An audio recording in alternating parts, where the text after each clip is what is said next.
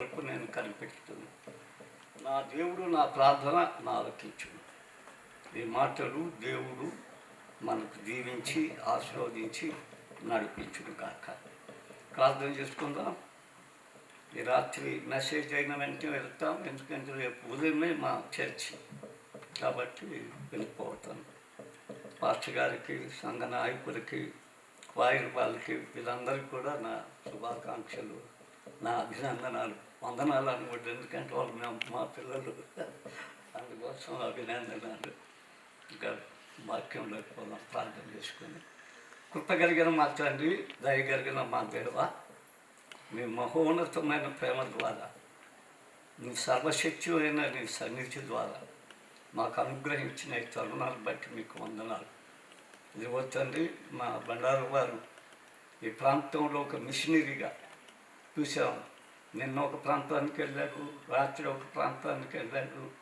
ఈ విధానంగా నువ్వు వాడుకుంటున్న విధానాన్ని బట్టి ఎంతో సంతోషిస్తున్నాం, అభినందిస్తున్నాం.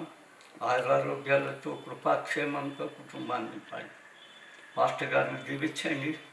వచ్చిన దైవ సేవకులు, మంచి పాటలు అందించిన బిడ్డలు, వాయించుతున్న వాయిద్యకాలను, చేరిన సభను దీవించండి. ఈ రాత్రి అల్పుడనైనా నన్ను దాచిపెట్టి ప్రభా, నా నోటి మాటలు, నా హృదయ ధ్యానము నీ దృష్టికి అంగీకారముగా ఉన్నట్లు నీ వాక్యాన్ని విరిచి నీవే మాకు పంచమని క్రీస్తు పేర వేడుకుంటున్నాం తండ్రి. ఆమేన్. రాత్రి న్యూ టెస్టిమెంట్ మాట్లాడాను. ఈరోజు ఎందుకో ఓల్డ్ టెస్టిమెంట్ ఒక మెసేజ్ చెప్పాలని మధ్యాహ్నం కొంచెం ప్రేరణ కలిగింది. రాత్రి మాట్లాడేటప్పుడు బైబిల్ గురించి 3 విషయాలు చెప్పాను. బైబిల్కి మనకున్న ఆధ్యాత్మిక అనుభవం, పరలోక సంబంధమైన గైడ్ అది ఎవరైతే చదవకపోతారో పరలోకానికి పోలేదు. ఎందుకంటే 119లో 3 విషయాలు మీకు గుర్తు చేశారు. రాత్రి ఎవరైనా కొత్తగా వచ్చిన వారు ఆ విషయాలు గుర్తు చేసుకోండి. 25లో వివరించాలి సమయం. నా ప్రాణము మట్టి నడుచుకుంటున్నది, నీ వాక్యము నన్ను బ్రతికించుతున్నది. వాక్యం లేకుండా నువ్వు పరలోకంలో పోలేవు. ఇక్కడ పరలోక పౌరత్వాన్ని కూడా పొందలేవు కదా. మట్టికి వెళ్ళి నరకానికి వెళ్తావు. అది వాక్యంతో మనకున్న అనుబంధం. ఇంకా రాత్రి ఒక హెబ్రీ పదం చెప్పాను, న్యూమా. దేవుడు మనలో ఊజిన ఆత్మను న్యూమా అంటారు. దేవుని వాక్యం, దైవ ఆత్మ ప్రేరణ దగ్గర కూడా న్యూమా వాడాడు. ఈ ఆత్మకు కావాల్సిన ఆహారం బైబిలే కానీ ఇంకెక్కడ దొరకదు. రెండవది ఏంటంటే 28, 119 వ్యసనముల చేత నా ప్రాణము నీరాయను, నీ వాక్యము నన్ను స్థిరపరచను. మనుషుల వ్యసనాలు పోవాలంటే దేవుని వాక్యం హృదయంలోకి రావాలి. తులసి 3:16 ఏమంటాడంటే దేవుని వాక్యాన్ని సమృద్ధిగా నింపుకోమంటాడు. కడుపులో ఆహారం సమృద్ధిగా నింపుకున్నది ఉండదు, ఆకాశం. హృదయంలో సమృద్ధిగా దేవుని వాక్యాన్ని నింపుకుంటే స్వాతాన్ని హృదయంలోకి ప్రవేశించాడు, నేను స్థిరపరుస్తాడు. మూడవది, నా ప్రాణాన్ని బ్రతికించావు, నాకు గలుగు బాధలన్నిటిలో నెమ్మది నాకు దయచేయి. 50వ కీర్తన. ధనం ఉండొచ్చు, ఐశ్వర్యము, గొప్ప పేరు, ప్రఖ్యాతులు, ఇంకా గొప్ప కార్యాలు ఎన్నో చేసి ఉండొచ్చు. మనం నెమ్మదిగా మన ప్రాణాన్ని వదలాలంటే దేవుని వాక్యం కావాలి. ఆ వాక్యమే నెమ్మదిగా భూలోకం నుంచి పరలోకాన్ని తీసుకెళ్ళాలి. ఇది రాత్రి మనం ధ్యానించాం. ఈ దినం ఇంకొక 3 చూసి వాక్యంలోకి వెళ్ళిపోదాం. అంటే ఆయన మన పరలోక ప్రియుడు. పరమగీతాలు అంటారు, ఆయన మన మంచి ప్రియుడు.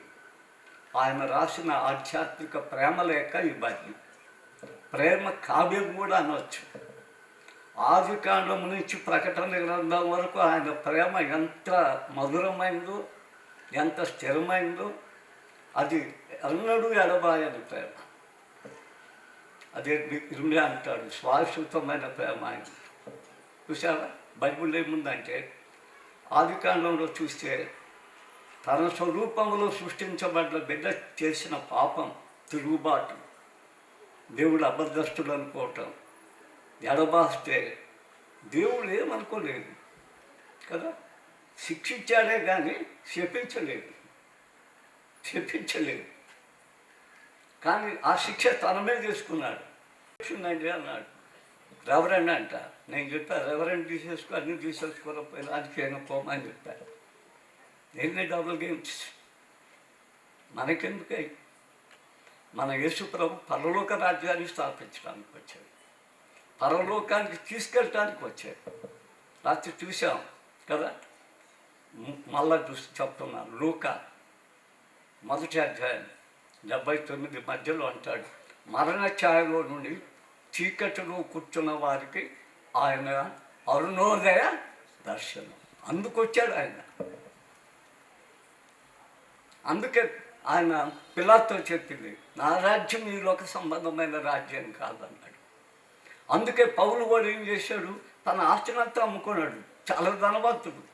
వారి ఇంటి వారందరూ, పౌలు ఇంటి వారందరూ రోమా పౌరత్వాన్ని పొందారు. వారిని ఎవరు శిక్షించడానికి వీల్లేదు, రోమా రాజు తప్ప.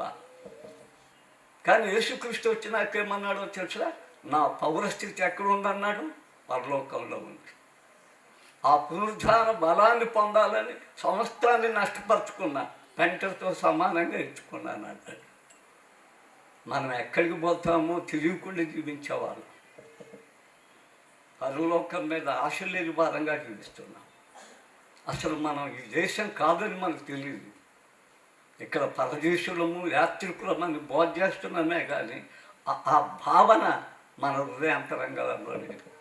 అందుకే మనలో ముళ్ళు లాంటి వాళ్ళమయ్యాం.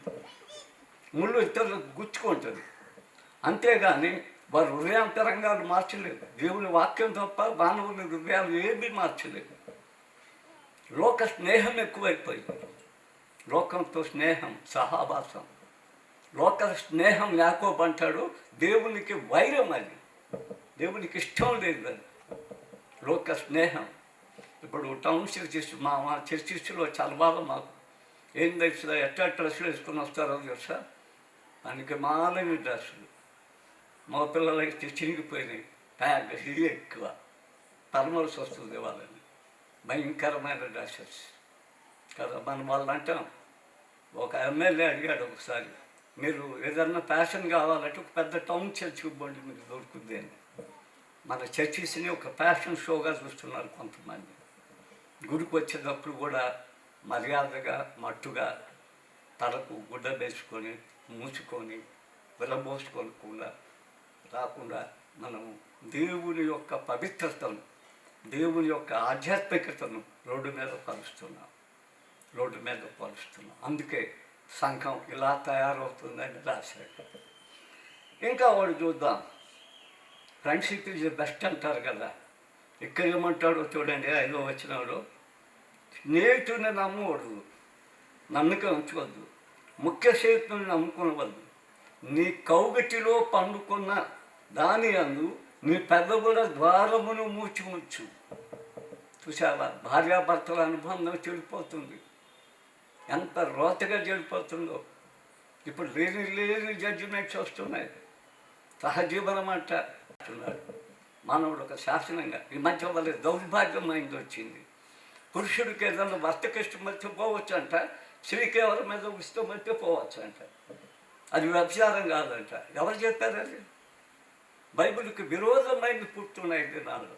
బైబిల్కి విరోధమైన న్యాయం నశిస్తూ ఉంది, బంధాలు తిరిగిపోతున్నాయి. క్రైస్తవులు కూడా చాలామంది జనాలు వివాహాలు చెడిపోతున్నాయి. క్రైస్తవ లాంటి వాడిని పట్టుకొని ఆయనకేం తెలుసు. నేను ఫారెన్లో దగ్గర వచ్చి ఆయన ఇండియాలో చదివాడు. ఒక్క కూత రాదు ఈయనకి, ఒక కూత కూడా రాదు. ఆయనతో నేను స్పీకర్గా వచ్చే మెసేజ్లను నేనే చేయాల్సి వచ్చింది, ఆదివారానికి కూడా. ఆయన చెప్తున్నాడు ఆ మాట.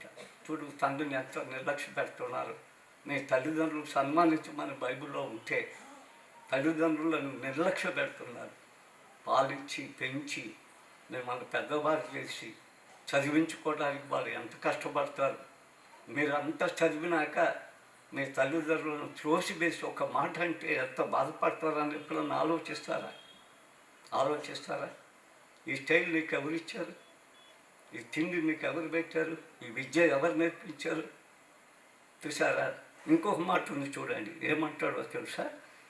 కుమార్తె తల్లి మీదకి, కోడలు అత్త మీదకి రాస్తుందంట. ఇదివరకు అత్తలంటే భయం, ఇప్పుడు కోడలకు భయపడే దినాలు వచ్చాయి. చూసారా? దినాలు పోయినాయి. ఇప్పుడు అత్తలు జాగ్రత్తగా ఉండాలి, అత్తల మీద కోడలు రాస్తుండాలంట. ఇంతెందుకు, అత్తలు బుద్ధి తెచ్చుకుంటే పర్వాలే. మన బిడ్డలు, మన ఆడపిల్లలు దేవుడు ఇచ్చే బహుమానాలు. మన కోడళ్ళు ఎవరో తెలుసా? దేవుడు ఇచ్చే దానాలు. ఎవరో పెంచి మనకిస్తారు. సరిగా చూసుకోవాలి కదా, సరిగా చూసుకోరు, వాళ్ళు తిరగబడతారు. ఇక్కడ రాసిందే, అత్త మీద కోడళ్ళు ఎత్తున్నారు కదా.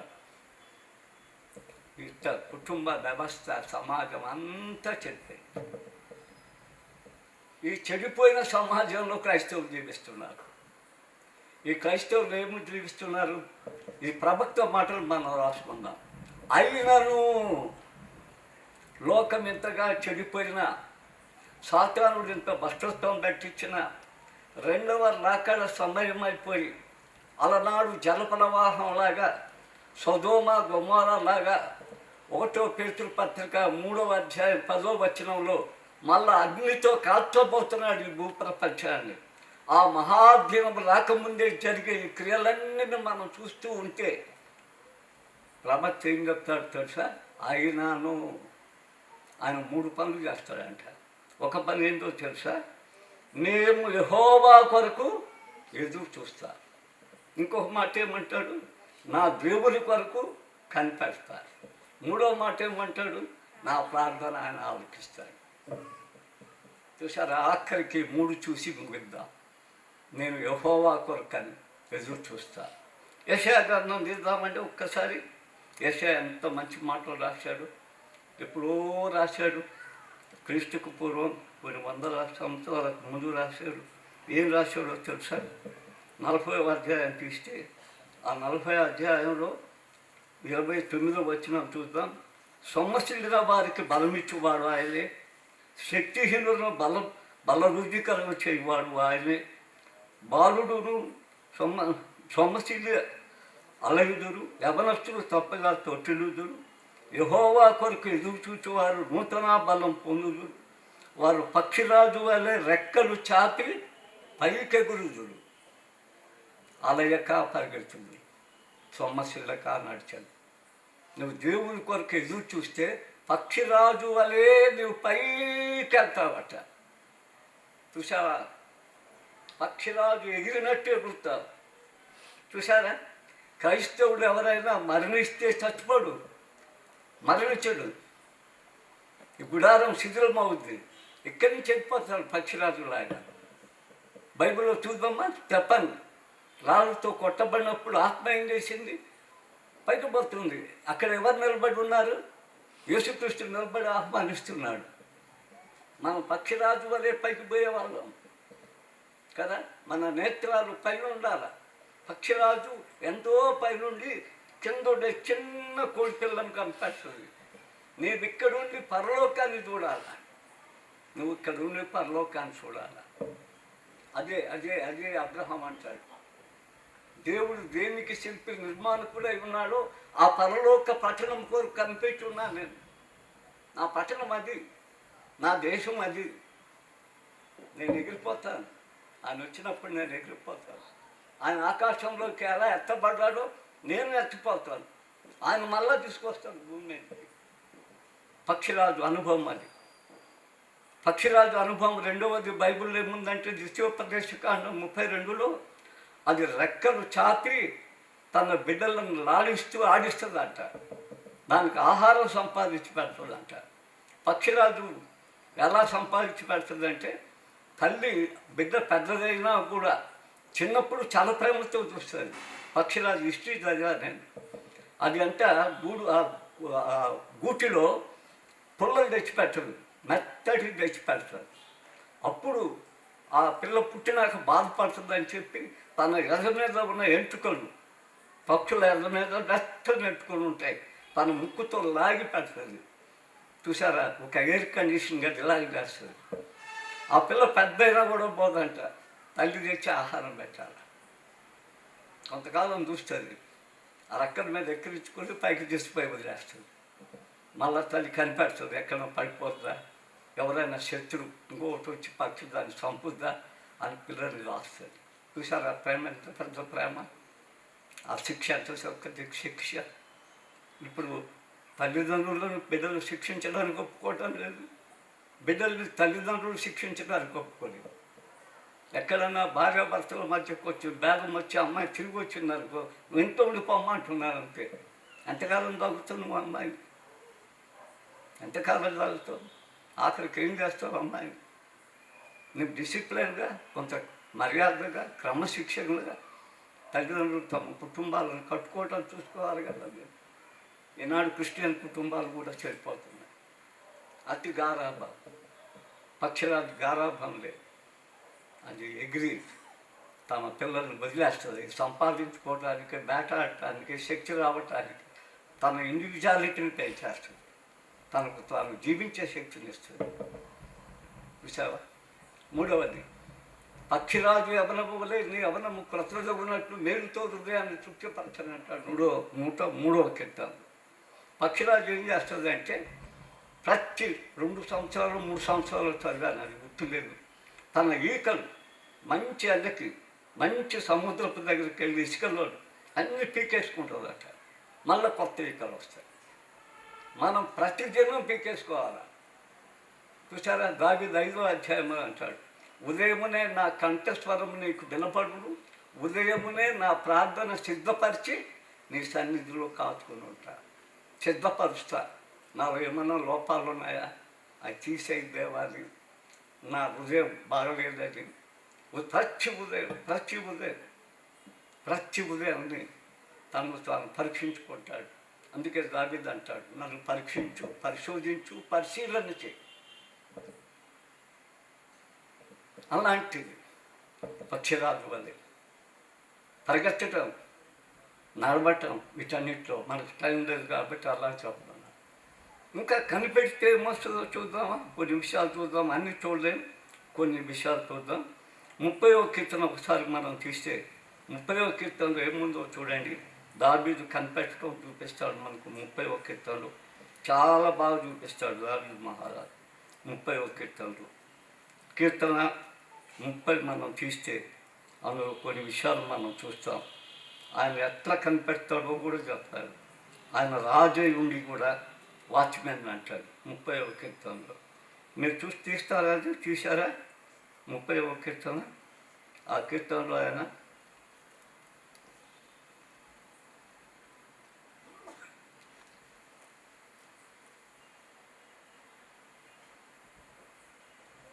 దయచేసి క్షమించండి, 130వ కీర్తన, దయచేసి క్షమించండి, 130వ కీర్తన. 130వ కీర్తన తప్పక చేయండి. అందులో దావీదు చెప్పిన మాటలు మనం చూడాలి. ఏమంటాడంటే 4వ వచనంలో, కావలి వారు ఉదయం కొరకు కనిపెట్టినట్టు కంటే ఎక్కువగా నా ప్రాణము ప్రభువు కొరకు కనిపెట్టుచున్నది.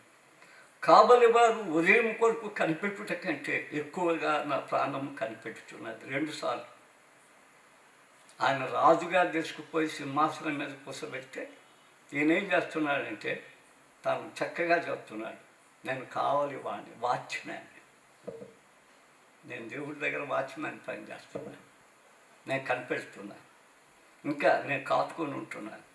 ఇంకా ఏం దొరుకుతుంది ఆయన దగ్గర అంటే 3వ వచనంలో, యెహోవా నీవు దోషములు కనిపెట్టి చూచిన ఎల్లా ప్రభువా ఎవడు నిలవగలడు, అయినను నరులు నీ అందు భయభక్తులు నిలుపున్నట్లు నీ వద్ద ఏం దొరుకుద్ది, క్షమాపణ దొరుకుతుంది. ఇంకా చదువుతా వస్తే ఏమంటాడంటే, నీ వద్ద ఏం కృప దొరుకుతుంది, సంపూర్ణ విమోచన దొరుకుతుంది. చూసారా, కృప ఇరుకుని విశాలం చేస్తాడు, కన్నీటిని ఆనంద బాష్పాలుగా బారుస్తాడు, చలిమిని లేమిగా చేస్తాడు, కృంగిన వేళ లేవదీస్తాడు. కాబట్టి మీరు యెహోవా కొరకు కనిపెడతారు. లోకమేమన్నా కానీ అంతా చెడిపోను. నేను ఆయన కొరకు ఎదురు చూస్తా, ఆయన కొరకు కనిపెడతా.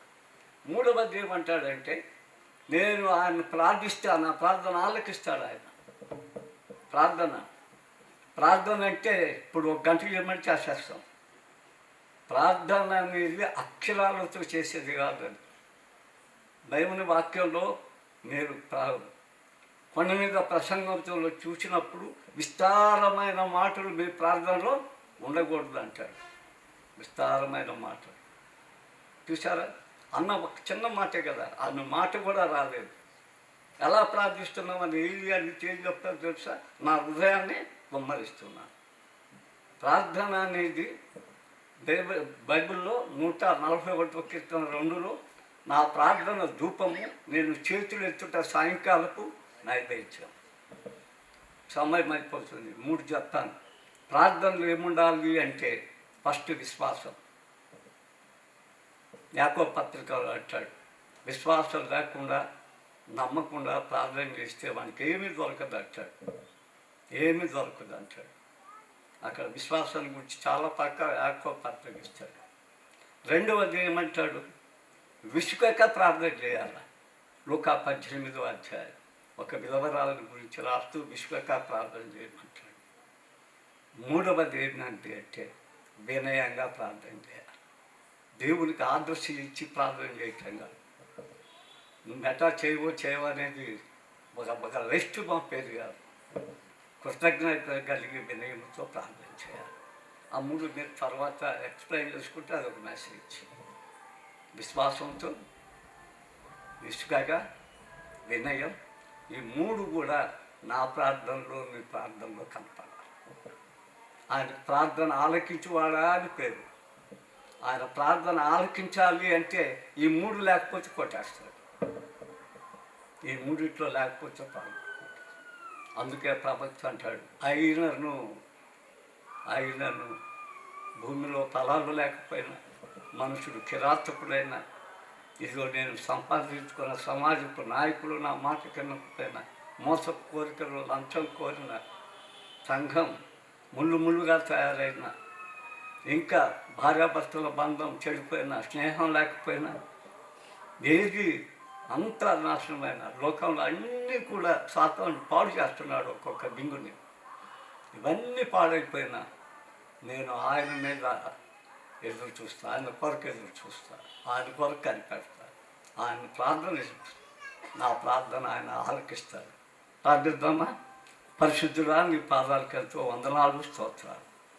ప్రార్థన ఆలకించే దేవా, పరిస్థితులన్నీ భూలోకంలో తలకిందులైన ప్రభా, విజ్ఞానంతో వినాశనమైన మానవుడు తండ్రి, ప్రతి మానవుడు కిరాతకుడైన ప్రభా, ప్రతి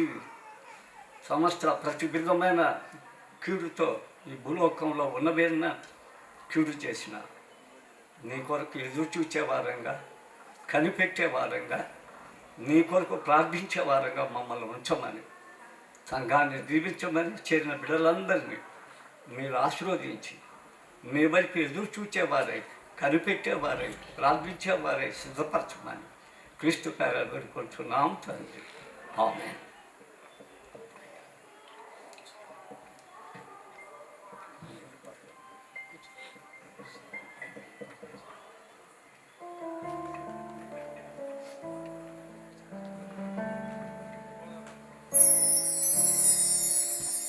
హలో, మన మధ్యలో రామన్న, ఇస్సాకు ఇద్దరు రావాలి.